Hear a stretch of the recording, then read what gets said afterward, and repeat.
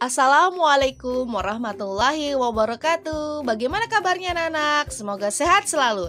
Ingat, tetap jaga protokol kesehatan, imun, dan iman.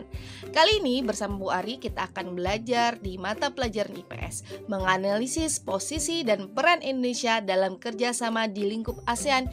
Yuk, semangat! Kita akan belajar di KD.3 menganalisis posisi dan peran Indonesia dalam kerjasama di bidang ekonomi, politik, sosial, budaya, teknologi, dan pendidikan dalam lingkup ASEAN. Serta di KD 4.3 menyajikan hasil analisis tentang posisi dan peran Indonesia dalam kerjasama di bidang ekonomi, politik, sosial, budaya, teknologi, dan pendidikan dalam lingkup ASEAN. Masihkah kalian ingat tentang ASEAN? ASEAN dibentuk tanggal 8 Agustus 1967 di Bangkok, Thailand oleh 5 negara pendiri yaitu Indonesia, Malaysia, Filipina, Singapura, dan Thailand melalui penandatangan Deklarasi Bangkok. Adanya keinginan kuat dari para pendiri ASEAN untuk menciptakan kawasan Asia Tenggara yang damai, aman, stabil, dan sejahtera. Hal tersebut mengemuka karena situasi saat itu di era 1960-an dihadapkan pada situasi yang rawan konflik, yaitu perebutan pengaruh ideologi negara-negara besar dan konflik antar negara di kawasan yang apabila dibiarkan saja dapat mengganggu stabilitas kawasan sehingga menghambat pembangunan. ASEAN adalah sebuah organisasi yang didirikan untuk menyejahterakan negara-negara di wilayah Asia Tenggara. Untuk mencapai tujuannya, ASEAN dan negara-negara anggotanya tentu saling bekerja sama. Ada beberapa bentuk kerjasama di dalam ASEAN seperti kerjasama di bidang ekonomi, sosial, budaya, pendidikan, politik. Negara ASEAN bekerja sama di bidang pendidikan baik secara bilateral dua pihak maupun multilateral lebih dari dua pihak. Kerjasama ASEAN di bidang pendidikan bertujuan untuk meningkatkan kualitas pendidikan di negara Asia Tenggara, sekaligus meningkatkan daya saing internasional masyarakat di Asia Tenggara. Bentuk kerjasama yang pertama adalah beasiswa pendidikan. Negara ASEAN saling memberikan beasiswa untuk pelajar dan mahasiswa di Asia Tenggara. Misalnya, negara Singapura memberikan beasiswa pengelolaan jasa pelabuhan udara, kesehatan, keselamatan kerja industri, komunikasi bahari, dan lainnya. Kemudian, negara Indonesia memberikan beasiswa pendidikan kedokteran, bahasa, dan seni. Selain untuk pelajar di Asia Tenggara, beasiswa juga ditujukan untuk pelajar di negara-negara berkembang. ASEAN juga melakukan kerjasama pendidikan dengan negara di kawasan luar Asia Tenggara. Misalnya, ada beasiswa universitas di kawasan Asia Tenggara dan negara Jepang. Beasiswa itu diberikan oleh ASEAN Japan Scholarship Fund. Yang kedua adalah pertukaran pelajar. Selain beasiswa studi, universitas di Asia Tenggara yang tergabung dalam ASEAN University Network juga menyediakan pertukaran pelajar dengan durasi tertentu dan tema tertentu. Misalnya, ada pertukaran pelajar selama 4 minggu, ada juga pertukaran pelajar yang berlangsung 1 semester.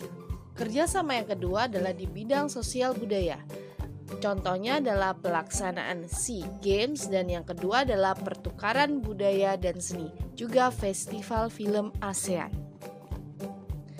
SEA Games adalah ajang olahraga bagi atlet-atlet negara di kawasan Asia Tenggara. SEA Games adalah singkatan dari Southeast Asian Games. Tujuannya adalah menjadi acara olahraga regional akan membantu meningkatkan kerjasama, pemahaman, dan hubungan antar negara di kawasan Asia Tenggara. SEA Games diadakan secara rutin tiap 2 tahun sekali.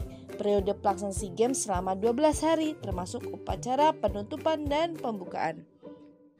Pada bidang budaya, kita bisa lihat pada gambar sejumlah seniman dari sejumlah negara Asia Tenggara dan Korea Selatan melakukan pertukaran budaya melalui pertunjukan seni yang diselenggarakan di berbagai kota di Indonesia.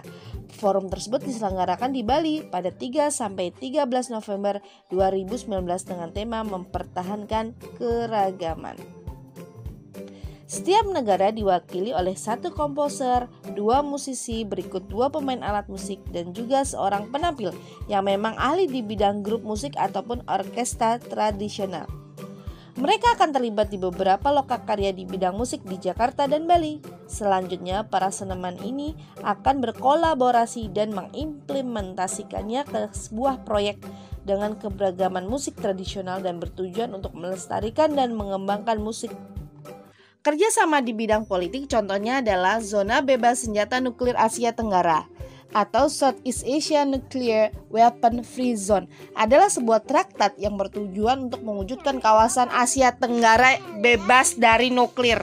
Traktat ini ditandatangani pada konferensi tingkat tinggi ASEAN di Bangkok 15 Desember 1995. Penandatanganan traktat itu juga merupakan kontribusi terhadap upaya menuju perlucutan senjata nuklir secara menyeluruh dan mendorong perdamaian serta keamanan internasional.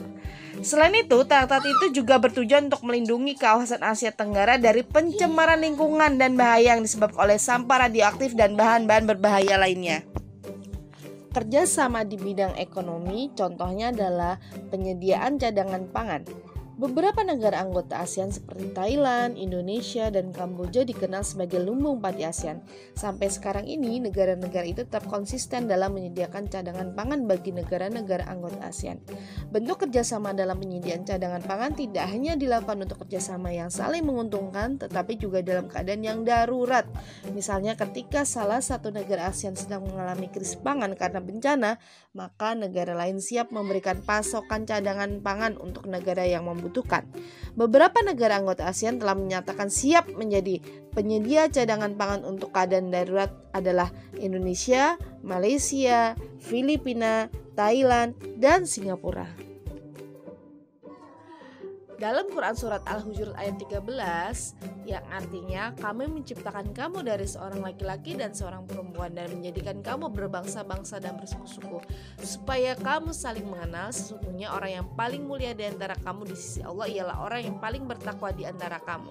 Sesungguhnya Allah mengetahui lagi maha mengenal.